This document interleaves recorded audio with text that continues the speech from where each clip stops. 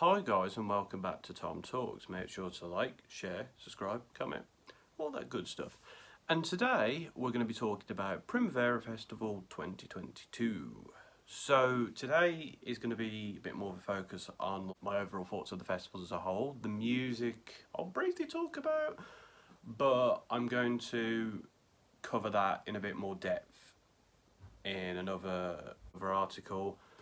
So keep your eyes on that, like follow the Instagram or the Twitter, they'll be linked below as normal. Festival itself. I've been to a few festivals in my time.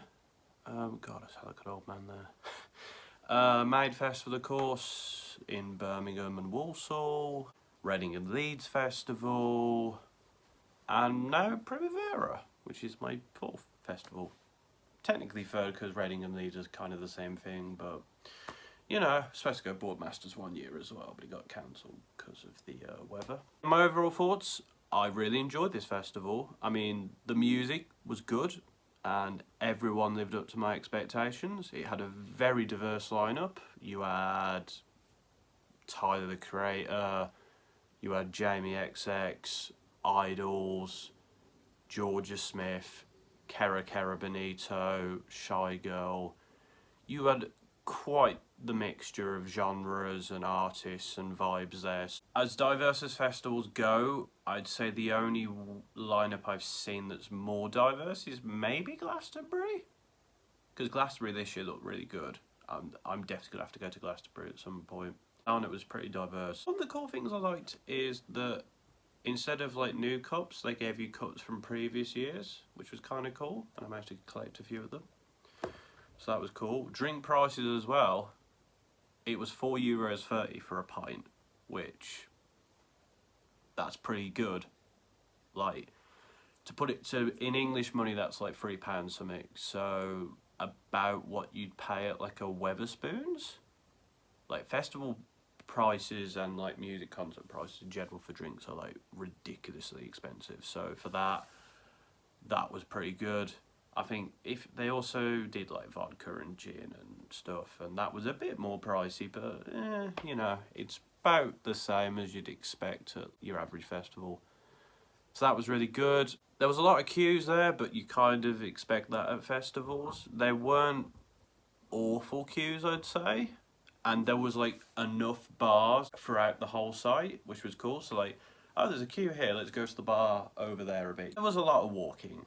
So if you don't like walking, I mean, I don't know, if you go to a festival, you're going to be walking around a bit, so yeah. The festival site itself was quite huge. There was, how many stages was there? There was definitely above 10. There was quite a lot. There was the two main stages. There was a couple next to the beach. Well, one was on the beach. There was 3 sort of smaller ones behind the second stage. Then there was one as you came in sort of towards the side. It was like next to like a sort of pier type bit. There was some bars there. There's the auditorium as well. Yeah, I think I've mentioned all the stages. There was about 10. So like I said, there's plenty of music going on. There's plenty of different vibes to see. You can't really complain about that bit. It's not sort of like, oh, there's nobody here I like, and there's nobody here I like, that sucks a bit. There was plenty of variety on that front. So the atmosphere was great. Some concerts and music gigs, the atmosphere can be a bit, like I saw Stormzy recently, and the more sort of mainstream crowd kind of ruined it a bit because there was like screaming girls and like children dancing with their shirts off. I was like, that's a bit cringe. And like dads being dads as well. But here, I think everyone knew the vibe. Idols, everyone knew what was going on there. That was like crazy. That was like one of the craziest gigs I've ever been to. I'm gonna go into more detail about it anyway in that other thing I'll be doing. I can't think of one off the top of my head, but like for the more chilled stuff, people knew the vibe. Like for Tyler, you'd expect it to be a bit crazy. Gorillaz, it was a bit more chill. You get the idea. Everyone in that crowd loved music, and you could tell it wasn't people there just like, oh, let's go to a festival. We don't really know anyone here.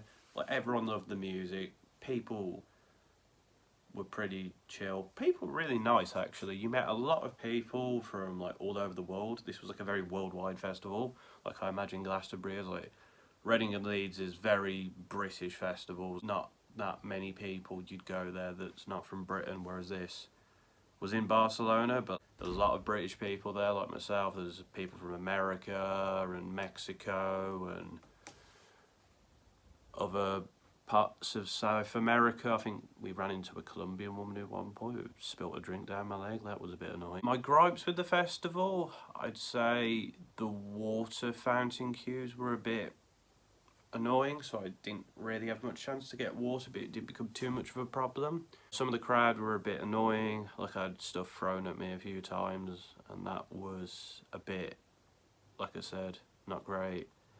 And also the queue for the auditorium, that was, yeah, that was pretty terrible. The way they organised that was not very good at all, and the fact they tried to lie to people and say, oh, you're not going to make it in, you should probably leave. I didn't like that they did that. They did that to get people out the queue, and I think that was very shady behaviour. We stuck in the queue and got in the end, but I didn't like that very shadiness. There was a lot of walking as well. Again, you expect that at a festival, but it did hurt my feet a bit. A few acts didn't turn up or cancelled, but again, the lineup for this was announced in like 2019 or something, I've been told. So that was going to happen. Oh, actually, just thought of something. So they did gigs in the week as well, which were good. I like that, but the way they handled it wasn't great. Security again were trying to make out like people weren't going to get in when we did in the end, and they sort of just left people to do what they wanted in the end. Like, they weren't organising it well. There was the VIP queue and the non-VIP queue, and people were just being allowed to go through without checking the ticket, which was very shady behaviour. It's a lot more better organised at the second in the city event I went to. That was very annoying and kind of ruined that night a bit for me, but we got in the end and we enjoyed it, so that was good. I think next year they need to better organise that and make it a bit more clearer, because they were like, oh yeah, anyone can come. You've got tickets to the city gigs. Oh, we're putting tickets on sale as well. Oh, you can only go in this queue. It's like, they didn't really deal with that well. Oh, and on the beach event, they decided to just give out free spots to people, and they didn't. They had just announced it on the social media at like a random time, and that was a bit annoying. I didn't go there. I wasn't going to go there in the end, but like, that was a bit disappointing, because I was like, oh, I would have liked to have maybe gone there, but I didn't get to because you announced it at a random time and it's sold out. I thought that was a bit stupid of them, really. They'll learn from this, hopefully, I guess, in that perspective. Overall, I'd probably give this festival a 4.5 out of 5, because like, I love the music, the alcohol was fairly priced, the atmosphere was great. There was just those little things that kind of annoyed me, especially that one night where the security were, like I said, trying to get people to leave the queue, and also the event where they just sort of announced that they were giving people free passes or something. I don't know.